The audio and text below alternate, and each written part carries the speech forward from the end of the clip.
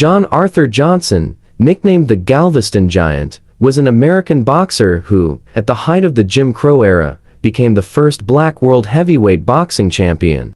His 1910 fight against James J. Jeffries was dubbed the fight of the century. Johnson defeated Jeffries, who was white, triggering dozens of race riots across the U.S. According to Phil McKirkin Burns, for more than 13 years, Jack Johnson was the most famous and the most notorious black boxer on earth. He is widely regarded as one of the most influential boxers in history. Transcending boxing, he became part of the culture and history of racism in the United States. Johnson was born on March 31, 1878, and died in June 10, 1946, aged 68.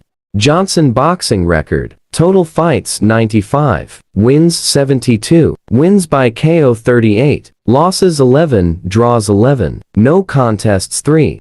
In 1912, Johnson opened a successful and luxurious Black and Tan, desegregated restaurant and nightclub, which in part was run by his wife, a white woman.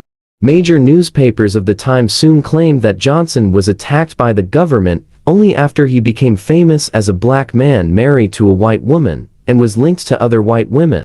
Johnson was arrested on charges of violating Femin Act forbidding one to transport a woman across state lines for immoral purposes, a racially motivated charge that embroiled him in controversy for his relationships, including marriages.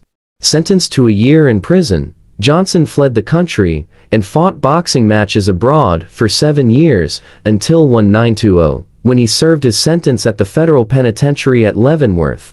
Johnson continued paying fights for many years, and operated several other businesses, including lucrative endorsement deals. He died in a car crash in 1946, at the age of 68.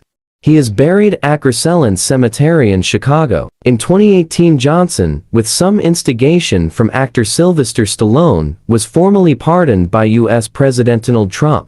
Early life: the third child of 9, born to Henry and Tina Johnson, former slaves who worked service jobs as a janitor and a dishwasher. His father had served as a civilian teamster of the Union's 38th Colored Infantry. He was described by his son as the most perfect physical specimen that he had ever seen, although Henry had been left with an atrophied right leg from his service in the American Civil War. Growing up in Galveston, Texas, Johnson attended 5 years of school. As a young man, Johnson was frail though, like all of his siblings, he was expected to work. Although Johnson grew up in the South, he said that segregation was not an issue in the somewhat secluded city of Galveston, as everyone living in the 12th Ward was poor and went through the same struggles. Johnson remembers growing up with a gang of white boys, in which he never felt victimized or excluded. Remembering his childhood, Johnson said, "As I grew up, the white boys were my friends and my pals. I ate with them, played with them, and slept at their homes. Their mothers gave me cookies, and I ate at their tables. No one ever taught me that white men were superior to me." Jack Johnson's mother, Tina, was a huge influence in Jack's life. When Jack was younger, he was known as a coward and his sister, Lucy, would protect him. After Jack came home bruised and crying, his mom warned him that if he were to get beat at school, then she would whip him worse at home. Her method was to scare him and for him to learn the lesson that he needs to protect himself.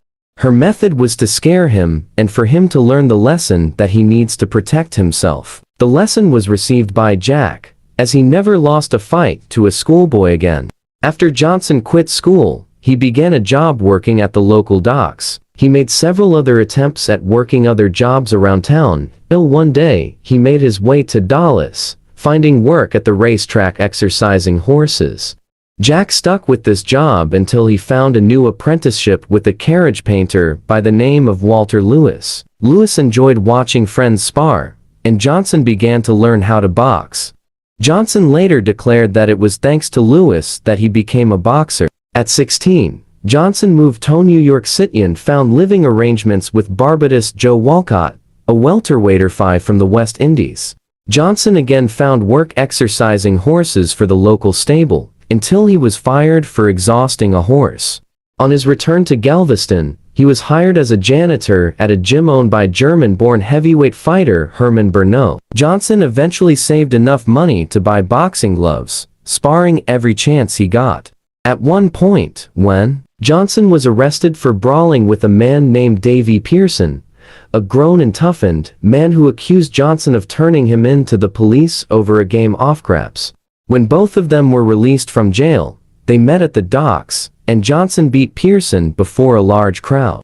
Johnson then fought in a summer boxing league against a man named John Must-Have-It Lee. Because of prisifying illegal in Texas, the fight was broken up and moved to the beach, where Johnson won his first fight and a prize of $1.50.